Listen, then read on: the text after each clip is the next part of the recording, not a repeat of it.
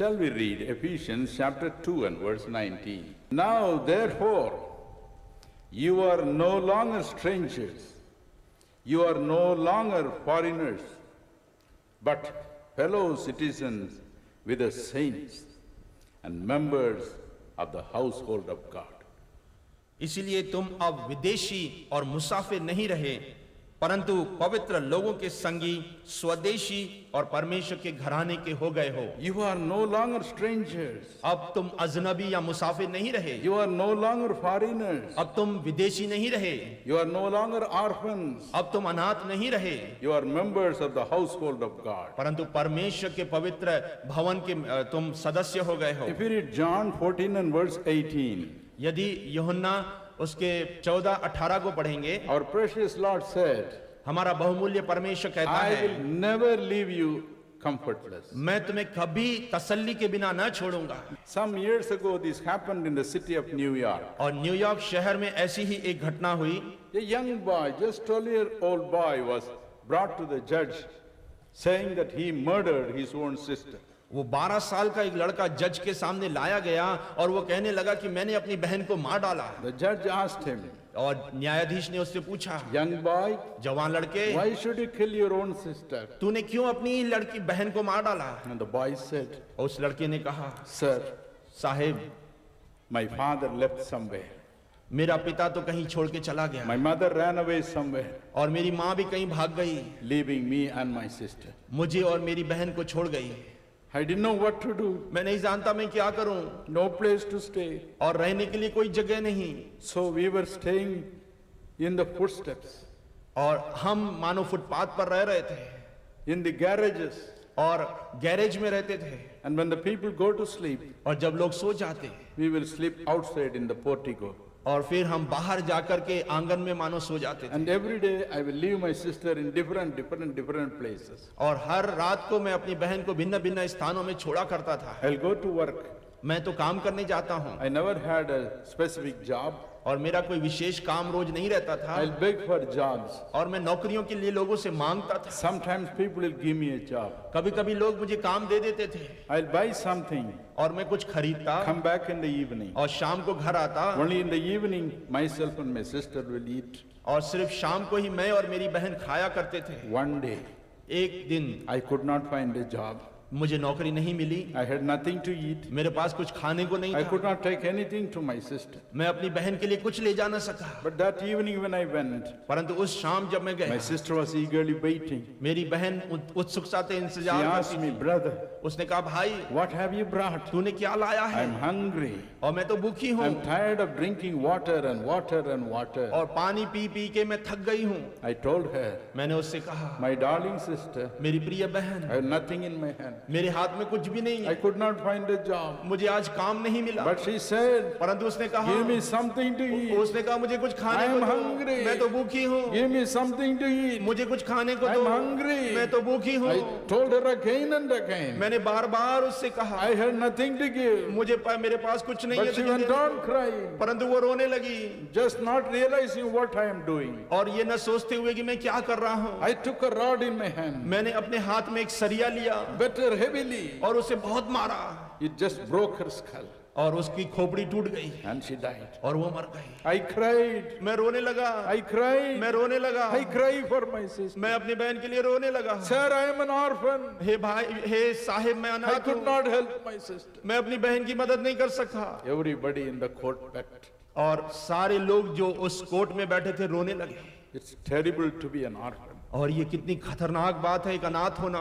My dear brothers and sisters. मेरे प्रिय भाइयों और That's बहनों, why the Lord Jesus said, इसीलिए प्रभु यीशु ने कहा, I will never leave you comfortless. मैं तुम्हें कभी अनाथ न छोड़ूंगा, I will never leave you as orphans. मैं तुम्हें कभी अनाथ नहीं छोड़ूंगा। As long as I am alive, जब तक मैं जीवित हूँ, I will never allow you to be an orphan. मैं तुम्हें कभी इजाजत नहीं दूंगा कि तुम अनाथ रहो। That is why the church is there. इसीलिए कलीसिया यहाँ पर है। My dear brothers and sisters, मेरे प्रिय भाइयों और बहनों, the Bible says बाइबल कहती है in Ephesians chapter 5, इफिसियों 5 अध्याय verse 31 to 33, उसके 31 से 33 वचन the में mystery of the church. कलीसिया का रहस्य, the mysterious handwork of the Almighty God. सर्वशक्तिमान परमेश्वर का एक रहस्यमय कार्य है। What for? किस लिए?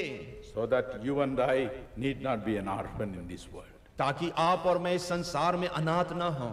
Luke 1:45 says, लूका 1:45 कहता है, when Gabriel appeared to Virgin Mary, और जब गब्रियल कुंवारी मरियम के पास उपस्थित हुआ, he said, Mary, उसने कहा, Maryam, don't be afraid how these things are going to happen. इस बात से न डर कि ये बातें कैसे होने जा रही हैं, The power of the Almighty God will overshadow you. और सर्वशक्तिमान परमेश्वर की सामर्थ तुझ पर छाया करेगी, And the child that will be born in your womb shall be the Holy One of God. और जो तेरे गर्भ में संतान होगी वो सर्वशक्तिमान परमेश्वर का पवित्र पुत्र होगा, He shall be called the Son of God. और उसे परमेश्वर का पुत्र बुलाया जाएगा। In Luke chapter 3:21 and 22, और लूका 3:21 और 22 वचन, when the Holy Spirit came upon the Lord Jesus Christ, और जब पवित्र आत्मा प्रभु यीशु मसीह के ऊपर आया, again in Matthew chapter 17 and verse 5, और मत्ती 17 अध्याय उसके 5 वचन में, on the Mount of Transfiguration, और उस रूपांतर के पहाड़ पर God spoke from heaven about Jesus. परमेश्वर ने स्वर्ग से प्रभु यीशु के विषय में बोला, This is my beloved Son. ये मेरा प्रिय पुत्र है। Ephesians chapter 1 and verse 4 says, इफिसियों पहला अध्याय 4 वचन कहता है, the beloved Son of God. परमेश्वर का प्रिय पुत्र है,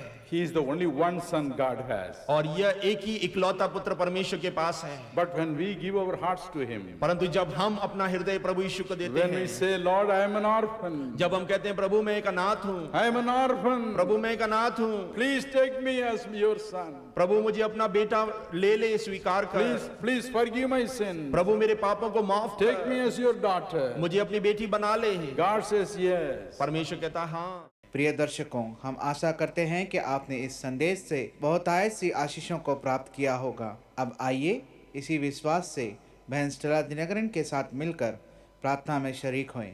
Our precious Heavenly Father, हमारे बहुमूल्य स्वर्गीय पिता, we want you to fill our soul and mind and body with your strength, O Father. हम चाहते हैं पिता कि आप हमारे आत्मा प्राण और शरीर को बल दें। Be humble before you, Father. हम आपके सामने नम्र होते हैं पिता। Touch the lives of everyone who are watching this program. इस प्रोग्राम को देखने वाले हर एक व्यक्ति के जीवन को स्पर्श कीजिए। Let everyone look unto thee and get this blessing in their own life. हर एक व्यक्ति आपकी ओर देखने पाए और अपने जीवन में ये आशीष प्राप्त करे। Give them your grace to wait on your feet all the time whenever they go through sufferings or trouble or temptations or trials. प्रभु हर एक के जीवन में ये अनुग्रह उंडेलिए, जब भी वो किसी परेशानी, तकलीफों और परीक्षाओं में से जाते हैं, आप उन पर अनुग्रह कीजिए। Give them grace to wait upon your feet. प्रभु इन पर अनुग्रह कीजिए कि आपके चरणों पर राह देखते रहें। As a family, give them grace to wait with one accord. परिवार के रूप में आप इन पर अनुग्रह कीजिए कि एकता में आकर ये आपकी राह देखते रहें। I know when they pray as a family together, they will receive God's abundant blessings in their family. मैं जानती हूँ कि जैसे एकता में होकर ये प्रार्थना करते हैं, प्रभु की बात जो होते हैं, इनके जीवन पर प्रभु का अनुग्रह होगा। So give them the grace, Master. इन पर यह अनुग्रह उंडेलिए स्वामी। Let them have the spirit of prayer. इनमें प्रार्थना की आत्मा हो नहीं पाए। Every morning, let them start as a family and wait upon your feet. हर सुबह ये परिवार के रूप में इसे शुरू करें और आपके चरणों पर आपकी राह देखते रहें। Give this blessing to each one who is watching this program. इस प्रोग्राम को देखने वाले हर एक लोगों पर यह आशीष उंडेलिए। Let everyone have that burden to wait upon your feet, O Father. हर एक में ये बोझ होने पाए प्रभु कि आपके चरणों पर राह देखते रहें पिता। Strengthen them, O Father, in the spirit, आत्मा में हे पिता इन्हें बल देते जाएं, the soul, प्राण में बल दें and in the mind. और मन में आप बल दीजिए। Lord, fill them with the Holy Spirit without measure. असीम रूप में पवित्र आत्मा से इन्हें भर दीजिए पिता। Let whole family receive that blessing. पूरा परिवार ये आशीष प्राप्त करे। Even now, अभी as they are praying, जैसे प्रार्थना करते Lord, हैं, give them the grace to receive the power of prayer. इन पर अनुग्रह कीजिए प्रभु, ये प्रार्थना की सामर्थ को प्राप्त Let करें। them start praying with all thirst, Master. प्रभु पूरे प्यासे होकर ये प्रार्थना करने वाले बने। Let them not waste even a single minute. एक मिनट भी ये व्यर्थ करने वाले न बने। Unite their hearts together. इनके दिल को आप जोड़ दीजिए And individually also let them spend time in your presence. और व्यक्तिगत रूप में या आपकी उपस्थिति में समय बिताने वाले व्यक्ति हो जाएं। Teach them how to wait upon your feet, Father. इन्हें सिखाइए प्रभु कि आपके चरणों पर कैसे समय बिताएं। Guide them and lead them in a beautiful way. सुंदर तरीके से इनका मार्गदर्शन और अगुवाई कीजिए। Those who are asking for the Holy Spirit, fill them, Lord. जो पवित्र आत्मा मांग रहे हैं उन्हें आप भर दीजिए। Fill them with all the 9 gifts of the Holy Spirit. पवित्र आत्मा के 9 वरदानों से इन्हें भर दीजिए। Use them for your glory. अपनी महिमा के लिए इनका उपयोग You कीजिए। are giving them a grace, special grace to spend the time waiting at the feet of God. आप इन पर विशेष अनुग्रह कर रहे हैं कि ये परमेश्वर के चरणों पर राह देखें। Because you are giving all these blessings, we are thankful to you. ये सारी आशीष देने के लिए हम आपका धन्यवाद करते The हैं। whole of this month they should receive all God's abundant blessing. ये पूरे महीने ये परमेश्वर की बहुतायत की आशीष को प्राप्त करें। In Jesus' name we pray. Amen. यीशु के नाम में हम प्रार्थना करते हैं, आमेन।